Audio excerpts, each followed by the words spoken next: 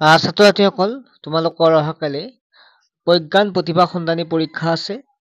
এই পৰীক্ষাটোত তোমালোকৰ EVS-ৰ পৰাও যিটো প্ৰশ্ন আহিব, EVS মানে পৰিৱেশৰ পৰা।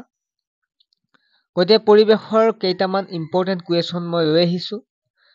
বহুতেই ইম্পৰ্টেণ্ট হয়, এনেকুৱা পৰীক্ষাত প্ৰশ্ন পাবাই। পৰিৱেশ বুলিয়ে নহয়, আমি অসমীয়া, ইংৰাজী, তাৰপিছত আমি অংক সকলোখিনি আলোচনা কৰিম। তোমালোকে ভিডিঅ'টো লাইক কৰিবা আৰু চেনেলটো ছাবস্ক্ৰাইব কৰি ৰাখিবা। চেনেলটো ছাবস্ক্ৰাইব কৰি ৰাখিলে তোমালোকে পাই যাবা। গতিকে আমি প্ৰথমতে EVS অৰ্থাৎ পৰিৱেশৰ আলোচনা কৰিম। ছাত্ৰ ছাত্ৰীসকল, এইটো ক্লাছ 4ৰ কাৰণে হয়। গতিকে ক্লাছ 4 ষ্টুডেণ্টখিনিয়ে চাব পাৰিব। আমি ক্লাছ 4ৰ বাকী ছাবজেক্ট কেইটা আলোচনা কৰিম। এতিয়া প্ৰশ্ন হৈছে, কোনটো চৰাইয়ে বাহ নাসাজে? ইয়াৰে এনচাৰ হৈছে কুলি চৰাই। ছাত্ৰ ছাত্ৰী, ইয়াৰ মাজতে তোমালোক জনাব বিচাৰো যে তোমালোকৰ যি দাদা বাইদেউ আছে, তেতিয়াহ'লে অৰ্থাৎ ক্লাছ 6ৰ পৰা 10লৈকে আমাৰ এটা অনলাইন টিউচন কৰা হৈছে, য'ত মাত্ৰ 99 টকাতে পঢ়িব পাৰিব মেথছ, ছায়েন্স, ছ'চিয়েল ছায়েন্স আৰু ইংলিছ 4টাকৈ ছাবজেক্ট।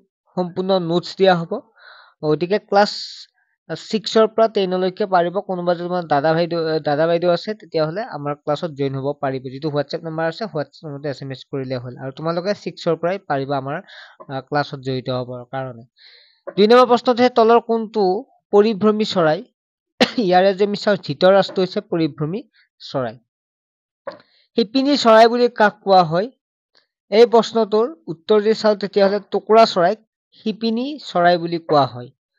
সাগৰৰ পানী, ইয়াত 4টা অপশ্যন আছে, লুণীয়া, এচিডীয়, ক্ষাৰকীয় আৰু গৰম। ইয়াৰে যদি চাওঁ, লুণীয়া, সাগৰৰ পানী লুণীয়া, হয় নে নহয়? নেক্সট হৈছে, তাপ পালে পানী গেছলৈ পৰিৱৰ্তন হয়, বৰফলৈ, ভাপলৈ, ঘনীভৱন নে এটাও নহয়? ইয়াৰ যদি চাওঁ, তেতিয়াহ'লে ভাপলৈ পৰিৱৰ্তন হয়। মানুহ হৈছে এবিধ, মানুহ কি? ইয়াৰে সৰ্বভোজী প্ৰাণী নে তৃণভোজী প্ৰাণী, মাংসভোজী প্ৰাণী নে আটাইকেইটা? এইটো তোমালোকে কমেণ্ট ছেকশ্যনত জনাবা। সকলোৱে কমেণ্টত জনাবাচোন। তোমালোকে জানা নহয় কমেণ্ট ছেকশ্যন কমেণ্ট কৰিব। কমেণ্ট কৰাত তোমালোকে কমেণ্ট ছেকশ্যন জনাই দিবা। নেক্সট হৈছে 7 নম্বৰ, বাৰিষা কালত হোৱা পাচলি তলৰ কোনটো?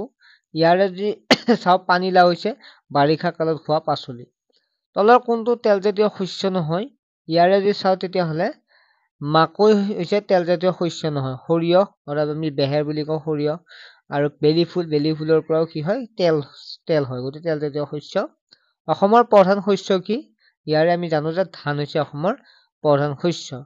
আলিবাট খোজ কাঢ়োতে সদায় কি কৰিব লাগে? আমি আলিবাট খোজ কাঢ়োতে বাওঁফালে খোজ কাঢ়িব লাগে, হয় নহয়? বাওঁফালে তোমালোকে খোজ কাঢ়ি যোৱা। জুই জ্বলাত কোনবিধ গেছ ব্যৱহাৰ কৰা হয়? ইয়াত যদি অক্সিজেন ব্যৱহাৰ কৰে জুই জ্বলাত, আৰু যদি জুই নুমুৱা বুলি কয়, তেতিয়াহ'লে কাৰ্বন ডাই অক্সাইড হ'ব। বায়ুমণ্ডলত আটাইতকৈ বেছি পৰিমাণে থকা গেছটো কি? নাইট্ৰজেন আটাইতকৈ বেছি পৰিমাণে বায়ুমণ্ডলত থাকে। 13 নম্বৰ প্ৰশ্নটো হৈছে, শিখ ধৰ্মাৱলম্বী লোকসকলে পালন কৰা উৎসৱটোৰ নাম কি? ইয়াৰ উৎসৱ হৈছে গুৰু নানক জয়ন্তী। শিখ ধৰ্মৰ লোকসকলে পালন কৰে। বৰদিন কোন ধৰ্মাৱলম্বী লোকে পালন কৰে? বৰদিন হৈছে খ্ৰীষ্টিয়ান ধৰ্মাৱলম্বী লোকে পালন কৰা হয়। অসমৰ কোনটো উৎসৱৰ লগত পোংগল উৎসৱ মিল আছে? সেইটো হৈছে যিটো ভোগালী বিহু আমাৰ, সেইটো ভোগালী বিহু পোংগল উৎসৱৰ লগত মিল আছে। কাৰণ ভোগালী বিহু যিটো শস্য চপোৱাৰ পিছত কৰে, পোংগল উৎসৱো তেনেকুৱাই। বুদ্ধ পূৰ্ণিমা কেতিয়া পালন কৰা হয়? বুদ্ধ পূৰ্ণিমা বহাগ মাহৰ পূৰ্ণিমাৰ দিনটোত ইয়াক দিন হিচাপে পালন কৰা হয়। সৰ্বভাৰতীয় ৰঙৰ উৎসৱটো কি? ফাকুৱা বা হোলী। এইদিনা হৈ গ'ল, তোমালোকে জানা। গতিকে হোলী ৰঙৰ উৎসৱ বুলি কোৱা হয়। কোনটো বিহুত ভেলাঘৰ সজা হয়? ভেলাঘৰ সজা হয় ভোগালী বিহুত। ভাৰতৰ কোন তাৰিখে স্বাধীনতা দিৱস পালন কৰা হয়? স্বাধীনতা দিৱস পালন কৰা হয় 15 আগষ্ট তাৰিখে। কিয় পালন কৰা হয়? কাৰণ আমাৰ দেশখন সিদিনা স্বাধীন হৈছিল 1947 চনৰ 15 আগষ্ট তাৰিখে। ভাৰতৰ ৰাষ্ট্ৰীয় পতাকাখন কিয় ত্ৰিৰংগা পতাকা বুলি কোৱা হয়? কাৰণ হৈছে ইয়াত 3টা ৰং থকাৰ বাবে। নেক্সট 21 নম্বৰ, ৰাষ্ট্ৰীয় প্ৰতীকৰ মোহৰটো আমি ক'ত ব্যৱহাৰ কৰোঁ? ইয়াৰ এনচাৰটো হৈছে যে কাগজ পত্ৰ, ডাক টিকট, পোষ্টকাৰ্ড আদিত ব্যৱহাৰ কৰাটো বাধ্যতামূলক। তোমালোকৰ লিখিব লগাও প্ৰশ্ন থাকিব, যিহেতু সেইকাৰণে এনেকুৱা প্ৰশ্নবিলাক চাবা। মহাত্মা গান্ধীৰ জন্মদিনটো ডেছ দিৱস হিচাপে পালন কৰা হয়? গান্ধী জয়ন্তী হিচাপে পালন কৰা হয়।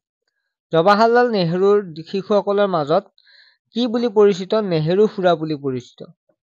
26 জানুৱাৰীত গণতন্ত্ৰ দিৱস পালন কৰা হয়।